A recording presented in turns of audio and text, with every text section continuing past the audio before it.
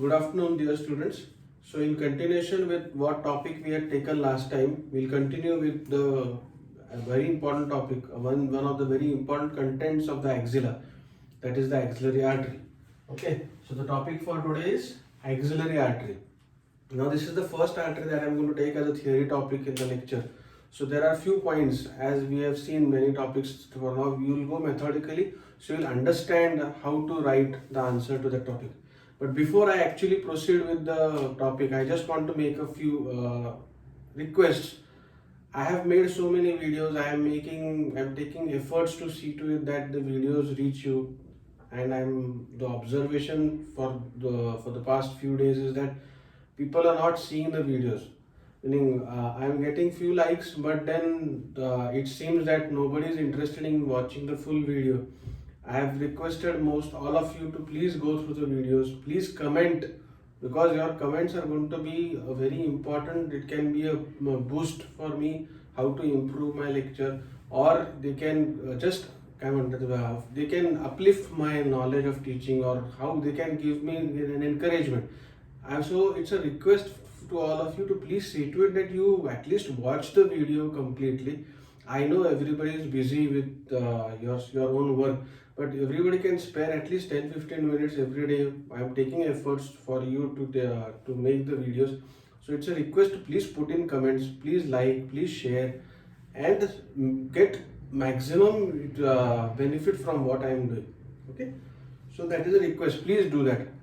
Because what happens when I talk of all these things at the last part of the video, I know most of you must be watching the video only for a few minutes, cutting it off and forget it. That is what the attitude is. So it's a request, please try and watch the videos, revise these videos more than one time, two times, so that it becomes easier for you also. And as you are going to reply to my videos, that will be an encouragement, and it can be I can improve on what I have to do. Like some students gave me a suggestion how to record the video. I have implemented on that suggestion immediately, and I can see the change. I'm thankful for those students who are giving me suggestions regarding how I should make a video. So I would like other students also to contribute, so that it improves me. And if you don't like, you can write simply in the comments, this video is not nice, I will make improvements. So that is what I just wanted to make an announcement. So coming back to the topic which we are going to talk of today. So we are going to talk about the axillary artery. So whenever you talk about any artery in the body, this is true for any artery that you are going to be talking in the body, you talk of where does the artery start? Where does it start? Okay. The next point is where does it end? The third point of the artery is what is the course and relations. Course and relations. Then you write about branches, and then lastly every answer of anatomy is complete with applied anatomy. So likewise you are going to start, where does the artery start, where does it end, what is the course and relations of the artery, and what are the branches of the artery, and lastly you will write about applied anatomy. Okay, so these 4 points are going to be there when you are going to talk about any artery. Now likewise we will go further with the axillary artery. Okay, now axillary artery, now you should understand that all the arteries in the body are somewhere going to be related to the aorta, because the aorta is the main artery in the body, and branches of the aorta are going to give off the various branches. So the artery which we are going to talk of today is the axillary artery. Now where does this artery start? Okay, now the axillary artery starts at the outer border of the first rib. So what I have drawn there is the first rib, and then it ends at a muscle which is there here, which forms the posterior wall of the axilla. That muscle is teres major. Okay, so it starts from the outer border of the first rib, and it ends at the lower border of teres major. And what you have to understand here is, so this is how the axillary artery is going to be. It starts at the outer border of the first rib and ends at the lower border of teres major muscle. But what is important is, it is the continuation of which artery? Axillary artery is a continuation of the subclavian artery, and beyond the teres major, the axillary artery is going to become brachial artery. So these two things also you should understand. So is it clear? So what is the axillary artery? Axillary artery is the continuation of subclavian artery. Where does it start from? It starts from the outer border of the first rib and goes down. It runs through the axilla. As we have seen, it's an important content of the axilla and it goes below the lower border of teres major muscle and continues as brachial artery. Now, what is important that we have understood when we were talking about pectoral muscles, we had seen that this axillary artery along its course is crossed by a very important muscle, and that muscle which is going to cross the axillary artery is the pectoralis minor. So the pectoralis minor is going to cross the axillary artery. You know, it is inserted into the coracoid process. So it crosses the axillary artery along its course and divides the axillary artery into three parts. The first part which is proximal to the muscle, second part which is deep to the muscle, and the third part which is distal to the muscle. So these are the three parts of the axillary artery. So I'll repeat, the axillary artery is the continuation of the subclavian artery from the outer border of the first rib to the lower border of teres major muscle. The artery continues down as the brachial artery. This artery is crossed by the pectoralis minor muscle, which is going to cross the axillary artery as it is going to go through the axilla and divide the artery into three parts. The first part which is proximal to the muscle, second part which is deep to the muscle, and the third part which is distal to the muscle. I hope it is clear till now. So we have talked about the first 2 points. Where does the artery start? Where does the artery end? Okay. Now the third point is the course. Now, as the course, what is important in the course? The artery is going to start from the outer border of the first rib. It will run through the axilla and then it is going to reach the lower border of the teres major muscle, and henceforth it is going to continue as the brachial artery. That is the course of the artery. Now what is very important to understand is the relations of the artery. Now we will understand the relations of the axillary artery. Now axillary artery, as we have all seen, it has three parts. Okay, so you will have the first part of the axillary artery, then you have the second part of the axillary artery, and the third part of the axillary artery. So these three parts are going to have three different relations, but I'll make things simple for you. To remember the relations of a structure is the most difficult part of the answer. So we'll try to make things simple here. So there are some very important things that you should remember when you are going to talk about relations of the axillary artery. First thing that is very important is the three parts. The commonest medial relation is going to be the axillary vein. So axillary vein is going to be medial to all the three parts of axillary artery. Is this clear to all of you? So axillary vein is going to be medial. So one relation without fail you can definitely remember is axillary vein is medial to the first part of axillary artery. Okay, so that is first. The second thing that you should remember, we talk about the second and third parts first and then go to the first part. All of us know that when we have talked of the brachial plexus, we talked about cords and branches of the cords.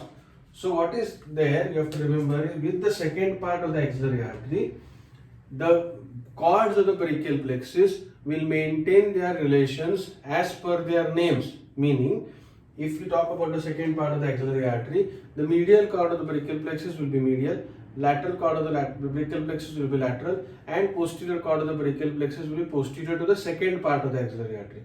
So it becomes simple now. So if you talk about relations of the second part, it is very easy. The cords of the brachial plexus will maintain their relations as per their names to the second part of the axillary artery, and you know that the medial relation is axillary vein. With the third part of the axillary artery, what you have to remember, there is another important formula, is that the major branches of the cords will maintain their relations as per their names. Okay, so the major branches of the cords, meaning lateral cord, you will have the major branch of the lateral cord will be musculobutaneous nerve, that will be lateral. Then you will have major branch of the medial cord, ulnar nerve, which is going to be medial. Then you will have major branches of the posterior cord, that is axillary nerve and radial nerve. These nerves are going to be posterior to that. So likewise you can remember relations like anterior, posterior, medial and lateral. Okay. So I hope this is the formula that you should remember. So whenever you are going to write about relations and you cannot remember exactly what the relations are, this formula will help you writing at least something instead of forgetting everything. So what you have to remember, common medial relation for all the three parts of the axillary artery is going to be the axillary vein. Relations for the first part are slightly different. I will talk that later. For the second part of the axillary artery, the relations are the chords of the brachial plexus will maintain their relations as per the names. For the third part, what is the relation? That the major branches of the chords will maintain the relations as from the chords from which they are coming. Like I told you, musculopendular nerve will be lateral. The radial nerve which comes from the posterior cord will be posterior. Ulnar nerve which comes from the medial cord is going to be medial. So that is how you have to remember the relations. Okay. Now we will go methodically in understanding the relation of each part. Now first part of the axillary artery. What is the important here? The first part of the axillary artery, anterior relation. Now again, anterior relations for the three parts is going to be skin, superficial fascia, deep fascia, pectoralis major. So because pectoralis major is going to cross the axillary artery most of the time. So anterior relations for the first part of the axillary artery will be skin, superficial fascia, deep fascia, pectoralis major. Okay. So these are the anterior relations of the first part. Now I am talking only about the first part of the axillary artery. Anteriorly skin, superficial fascia, deep fascia, pectoralis major. What is deep to the axillary artery? You will have the first intercostal space and the first intercostal muscle. Okay, so you will have the first intercostal space with the first intercostal muscle, and then the lateral and the posterior chords of the brachial plexus. The lateral and posterior chords of the brachial plexus are going to be lateral to the axillary artery, and medial chord of the brachial plexus is going to be posterior. So what you have to remember here, medial chord of the brachial plexus is posterior, and lateral and posterior chords of the brachial plexus are going to be lateral to the axillary artery. This is the difference here in the first part. So I will repeat again. Anterior relation of the first part of the axillary artery guy, skin, superficial fascia, deep fascia, pectoralis major. Posterior relation, first intercostal space, first intercostal, external intercostal muscle, and you will have medial chord of the brachial plexus. Lateral relation will be lateral and medial chords, lateral and posterior chords of the brachial plexus, and medial relation will be the axillary vein. Clear? Second part of the axillary artery, we have already talked of the medial, lateral and posterior relations. What are the anterior relations? Skin, superficial fascia, deep fascia, pectoralis major and pectoralis minor. Why? Because you know that the pectoralis minor is going to cross the artery, and the second part of the axillary artery is going to be deep to the pectoralis minor. So skin, superficial fascia, deep fascia, pectoralis major and pectoralis minor. What are the posterior relations of the axillary artery here? You will have posterior chord of brachial plexus. There are many, but you remember only this much. Then medial relation will be medial chord of brachial plexus and axillary vein. Lateral relation will be lateral chord of brachial plexus. Is this clear? So that is about second part. The third part, again you will have skin, superficial fascia, deep fascia and pectoralis major. And then we have talked of posteriorly will be what? Radial nerve, axillary nerve. Lateral relation will be musculopendular nerve. Medial relation will be ulnar nerve and axillary vein. And what remains now? So lateral, medial, all are done. So these are the relations. So how you will remember the relations of the axillary artery? The relations of the axillary artery are first part, anterior relation, skin, superficial fascia, deep fascia, pectoralis major. Posterior relations will be medial chord of brachial plexus. Lateral relations will be lateral and posterior chord of the brachial plexus, and medial relation will be the axillary vein. Second part, branches of the major chords of the brachial plexus will maintain their relations as per the name. For the third part, what you have to understand is the major branches of the chords are going to maintain the relation as from which chord they are going to come. I hope it is clear. You please rewind and revisit this video to understand the branches of the axillary artery clearly. The relations of the axillary artery. Okay. So the third point or the fourth point, the last point of the axillary artery before you go to the applied anatomy is the branches of the axillary artery. Now you have seen that the axillary artery has three parts: first part, second part, and third part. Now the branches there are 6 branches. Now here again it is very easy to understand that how these 6 branches are given out. The first part gives of 1 branch, second part gives of 2 branches, and third part gives of 3 branches. This is how we have to remember: 1, 2 and 3. First part will give of 1 branch, second part will give of 2 branches, and third part will give 3 branches. So what is the branch of the first part? It is superior thoracic artery. Superior thoracic artery. Okay. Branches of the second part, the 2 branches we will have lateral thoracic artery and acromial thoracic artery. lateral thoracic artery and acromiothoracic artery. Okay, and branches from third part are subscapular artery, anterior circumflex humeral artery, and posterior circumflex humeral artery. I'll repeat. Branches from the first part will be superior thoracic artery. Branches from the second part, lateral thoracic artery and acromiothoracic artery. Branches from the third part, subscapular artery, anterior circumflex humeral artery and posterior circumflex humeral artery. So these are the branches. Now, very easy I will make things. To remember a few important things about each of these branches. Now, first part is what? Branch from the first part is which artery? Superior thoracic artery. Now, what you have to remember about superior thoracic artery? 3 or 4 points you will remember. First point is that this comes from the first part of the axillary artery. Second point, this branch is going to go downwards. It will run in the pectoral region. It will run between pectoralis major and minor, and it is going to supply these muscles. Simple. So what is the superior thoracic artery? This is the branch given up from the first part of the axillary artery. It will run between the pectoral muscles and it will supply the pectoralis major and minor. Understood? So that is superior thoracic artery. The second part has two branches, lateral thoracic artery and then you will have acromiothoracic or thoracoacromial. Okay, now lateral thoracic artery is very important. If you have watched my video of the mammary gland, it is what you have to remember. Name itself will say this is the branch which is coming from the lateral part, second part of the axillary artery. It will run along the lateral wall of the thorax, and it is going to be an important supply of blood supply to the breast. So that you should know about lateral thoracic artery. The third artery, this is understood. You have to understand this artery carefully. This is acromiothoracic artery. Now, suppose if I draw the artery again here. Now, what you have to understand is, you know that there is the pectoralis major like this here. Okay, so your second part of the axillary artery is going to be here. Okay, so this is the second part. Now what happens is the acromiothoracic artery is given off just besides the pectoralis minor muscle. Now as this artery is given off, it immediately divides into 4 branches which are at right angles to each other. Okay, these branches which are at right angles to each other, they will go, this will be deltoid, then there would be acromial, there would be clavicular and pectoral branches. So there are 4 branches which the acromiothoracic artery is going to give. The 4 branches which the acromiothoracic artery gives, one will go towards the deltoid, that will be deltoid.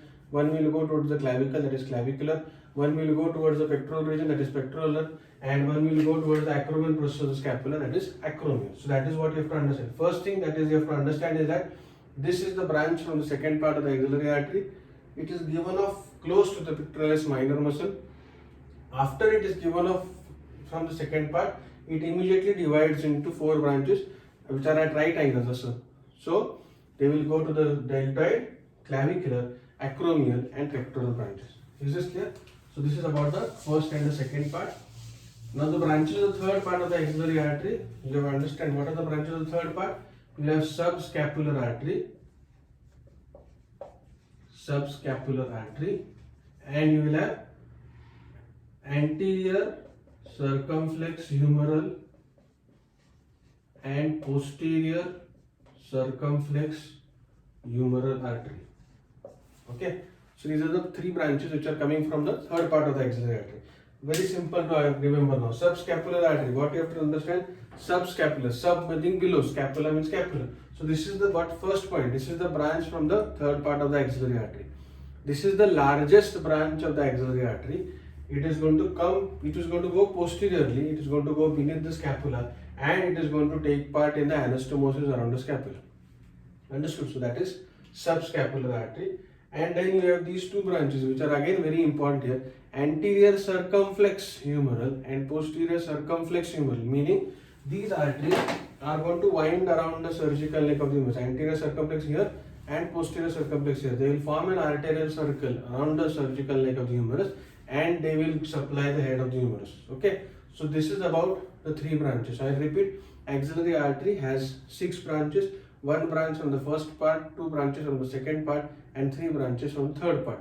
So these branches, what are the names of the branches? First branch is superior thoracic artery. What you have to remember, it is going to supply the pectoral muscles. Second part, you will have lateral thoracic artery. Important to remember that this is going to be an important source of blood supply to the breast. Second branch from the second part is acromial thoracic artery, given off very near the pectoralis minor muscle, and it is going to divide into its four parts: deltoid, acromial, clavicular and pectoral branches. And the third part, you will have three branches: subscapular artery, which is the largest branch of the axillary artery, anterior circumflex humeral artery and posterior circumflex humeral artery, which are going to form an arterial circle around the surgical neck of the humerus. So this is all about the anatomy of the axillary artery. Applied anatomy, actually talking about applied anatomy of an artery, you can talk in general about applied anatomy of the artery is aneurysm of the artery. Now what is aneurysm? If you have a normal artery like this, sometimes what happens is the tunica media or the middle layer of the artery becomes thin and the arterial wall bulges out. So this bulging of the arterial wall because of thinning of the tunica media is called as an aneurysm. So that is a common applied anatomy which you can think of for any artery in the body, and that is true for the axillary artery also. So I hope I have covered the axillary artery. It's a very important point. Please go through the video, read the relations properly, and understand this, and repeatedly view these videos. Okay, thank you.